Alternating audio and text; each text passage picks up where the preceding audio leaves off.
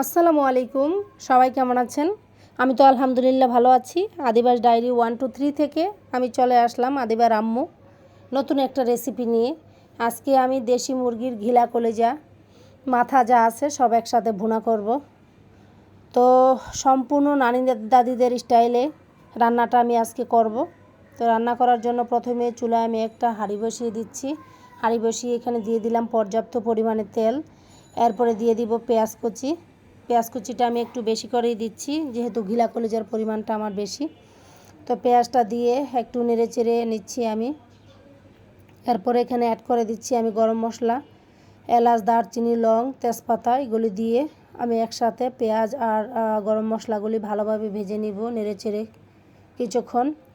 যখন এটা ব্রাউন হয়ে আসবে তখন এখানে আমি অ্যাড করে দিব টমেটো।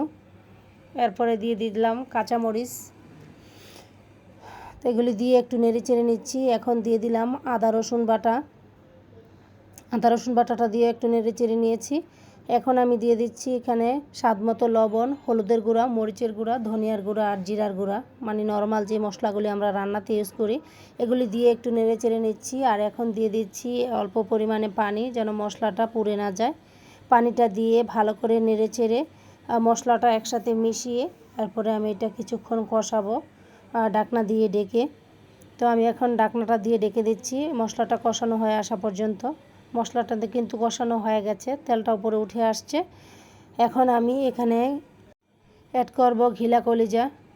তো ঘিলা কলিজা অ্যাড করে ভালো করে নেড়ে চেড়ে সব কিছুর সাথে মশলাটা আমি মিশিয়ে নিয়েছি। যখন সব কিছুর সাথে ভালো করে মেশানো হয়ে যাবে তখন আমি এখানে ঢাকনাটা দিয়ে ডেকে কতক্ষণের জন্য এটা কষাবো।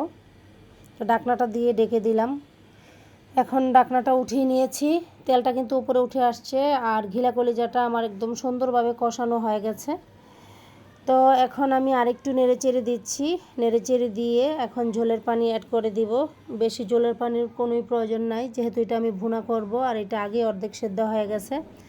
তো ঝোলের পানিটা আমি পরিমাণ মতো দিয়ে দিচ্ছি। ঝোলের পানিটা দিয়ে আবারও ভালো করে একটু নেড়ে চেড়ে দিব, সব কিছু একসাথে মিশিয়ে নিব। এরপর আমি ঢাকনাটা দিয়ে ডেকে দিব এটাতে বলক আসা পর্যন্ত। তো ঢাকনাটা আমি উঠিয়ে নিয়েছি। কিছুক্ষণ পরে এটাতে অনেকগুলি বলকই আসছে। তো এখন আমি এখানে অ্যাড করে দিব ভাজা জিরার গুঁড়া, যেন ভালো একটা ফ্লেভার আসে। তো জিরার গুঁড়াটা দিয়ে আমি ঢাকনা দিয়ে রেখে দিব একদম ফাইনালি রান্না হয়ে আসা পর্যন্ত। তো ঢাকনাটা কিন্তু উঠিয়ে নিয়েছি আর তেলটা একদম উপরে উঠে আসছে। এটা কিন্তু একদম ভুনা ভুনা হয়ে গেছে, এটাতে পানি রাখা যাবে না। একদম যখন তেলটা উপরে উঠে আসবে তখন এটা নামিয়ে নিতে হবে। তো আপনারা সবাই ভালো থাকবেন, সুস্থ থাকবেন, আমাদের জন্য একটু দোয়া করবেন। আল্লাহ হাফেজ।